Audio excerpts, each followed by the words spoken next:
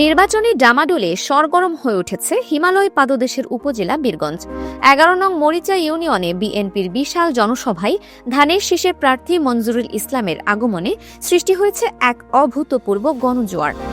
Slogan আর করতালিতে মুখরিত নাগরগঞ্জ school মাঠ যেন জানান দিচ্ছে আগামীর নির্বাচনী লড়াইয়ের আগাম বার্তা। আসন্ন ত্রয়োদশ জাতীয় সংসদ নির্বাচনকে সামনে রেখে শনিবার বিকেলে দিনাজপুরের বীরগঞ্জ উপজেলার ১১ নং মরিচা ইউনিয়নের নাগরগঞ্জ স্কুল মাঠে এ বিশাল নির্বাচনী জনসভা অনুষ্ঠিত হয়। মরিচা ইউনিয়ন বিএনপি ও এর অঙ্গ সংগঠনের আয়োজনে এ সমাবেশটি ছিল নেতাকর্মীদের মিলন মেলা। সমাবেশে প্রধান অতিথি হিসেবে উপস্থিত ছিলেন দিনাজপুর ১ বীরগঞ্জ কাহারুল আসনে বিএনপি মনোনীত ধানের শীষের প্রার্থী মোহাম্মদ মনজুরুল ইসলাম। সবচেয়ে বড় সমস্যা যেটা সেটা হলো রাস্তা। এই প্রত্যেকটি মানুষ আমাকে বলেছে যে আমরা কিছু চাই না, আমাদের বাড়ির সামনে রাস্তাটা আপনি পাকা করে দেবেন। আপনার কি একমত?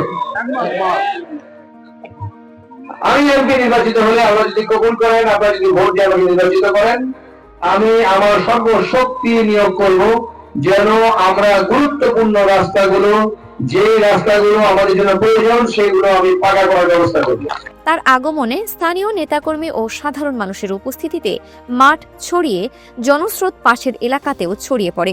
প্রধান অতিথির বক্তব্যে মনজুরুল ইসলাম বলেন, মানুষের হারানো ভোটাধিকার ফিরিয়ে আনা এবং একটি ন্যায়ভিত্তিক ও স্বৈরাচার মুক্ত সমাজ গড়ার লড়াইয়ে ধানের শীষের কোনো বিকল্প নেই।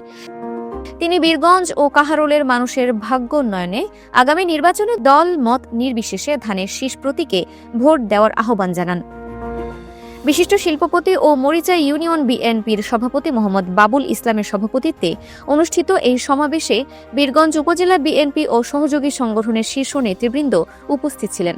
পুরো এলাকা এখন ছেয়ে গেছে ধানের শীষের পোস্টার আর ব্যানারে, যা বীরগঞ্জের রাজনীতিতে নতুন প্রাণের সঞ্চার করেছে। বীরগঞ্জ কাহারোল আসনের প্রতিটি নির্বাচনী খবরের আপডেট পেতে আমাদের সাথেই থাকুন। Dinajpur TV multimedia desk.